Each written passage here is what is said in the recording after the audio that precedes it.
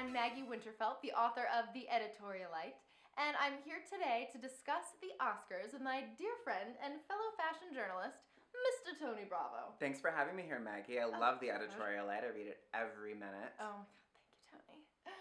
So, let's put our Joan and Melissa caps on. As long as it's not our Joan and Melissa faces. Oh god, no. That would take a few surgeries.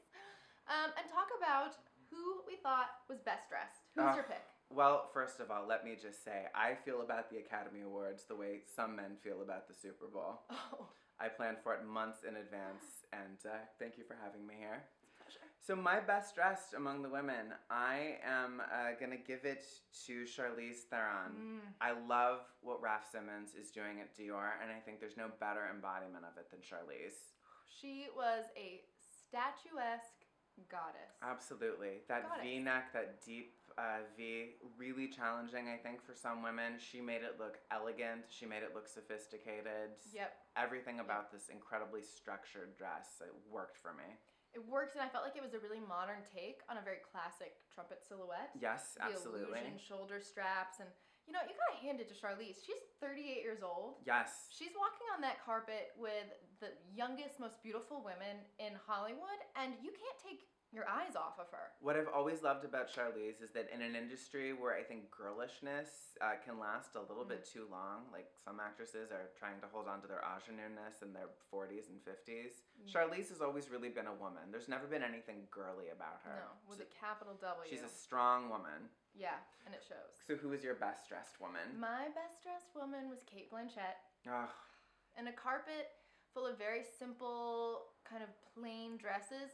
She just walked on like a breath of fresh air. She just breezed through with this Armani Privé golden nudes gown with this cascading organza skirt with a lot of delicate floral appliques. I thought it was stunning. It was stunning. And just the way the color, I mean, it had to have been made with her complexion. Yeah. With the blonde hair, the color of the dress, this goldeny nude that didn't wash her out. It just made her kind of glow. That was one of the problems with a lot of the other nudes that we saw that night, or sort of the beigier colors, was they didn't work with the actress's skin tones. Yeah. This one, though, I mean, there's nobody that does sort of bare, simple glamour like Giorgio Armani. Yep. He was at the top of his game last night. I completely agree. To me, she just looked like the haute couture version of some wonderful Tennessee Williams heroine, which is kind of what she played in Blue Jasmine.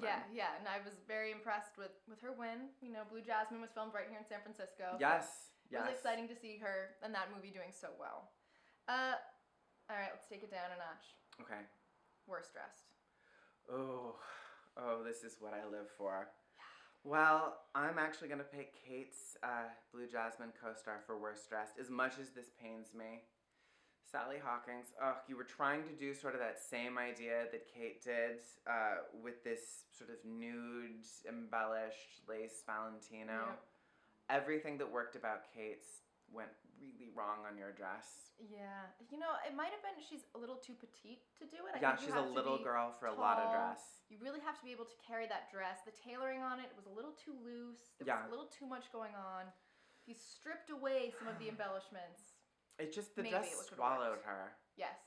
I mean, it looked like she was being eaten alive by it. The attack of the dress. The attack of the dress. So, who was your worst dressed woman? Kristen Bell. This was not working on any level. Oh, no. Not the color, not the shape, Not the fit. not the fit, not the weird lace-up prom meets Wild Wild West saloon girl back. I just... No. Ugh. Oh, it is a mystery not even Veronica Mars herself could solve. No, and it was Cavalli. I mean... That's difficult for me because Cavalli has had a couple of really great seasons. I don't know how she found the one dress from the last couple of collections that didn't work. It was not working on any level. No, her stylist should be taken back to the saloon where they got that dress from and horsewhipped. Yes. Agree. Terrible. Yeah. So do we have any honorable mentions, dresses that we especially liked that we think have special distinction? Yeah. I mean, Kate was my number one, but there were several people I really loved.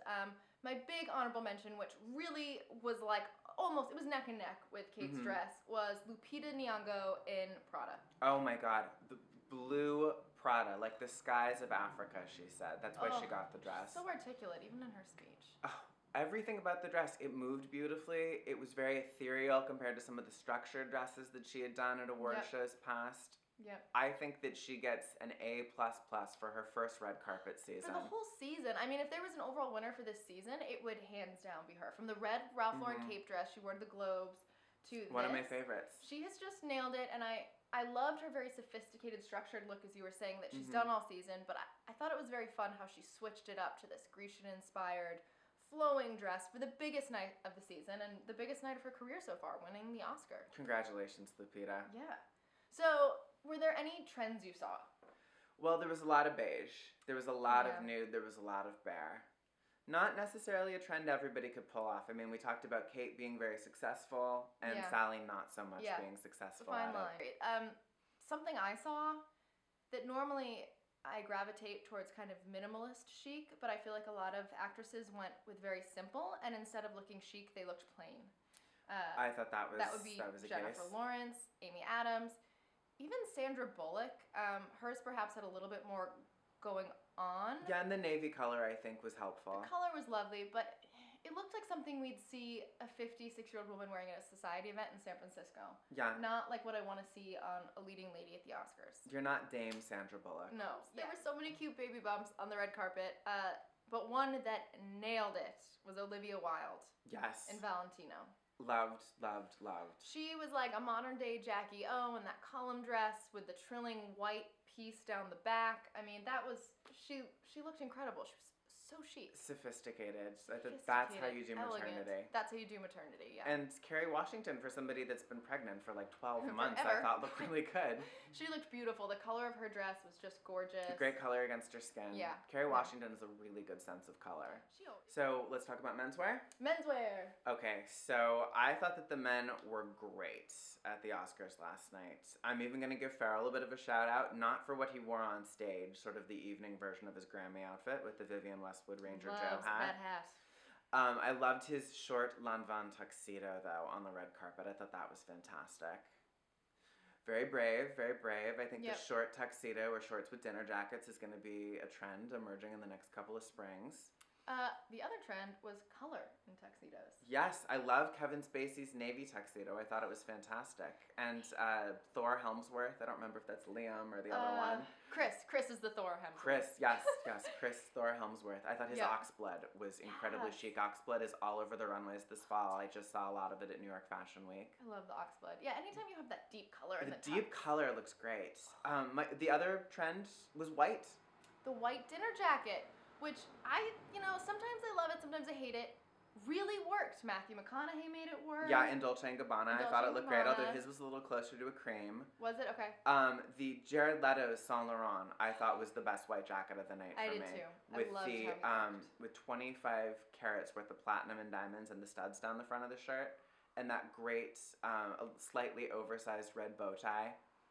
I thought he just looked like what he is, which is an Academy Award-winning rock star. Yep, he was true to himself, but he elevated his style for the event without compromising his own sense of style. And if you ever want to change your hairdo, Maggie, you could consider the ombre Jared Leto. The ombre Jared, yeah. That was a lot, but still one of my best dressed men for sure.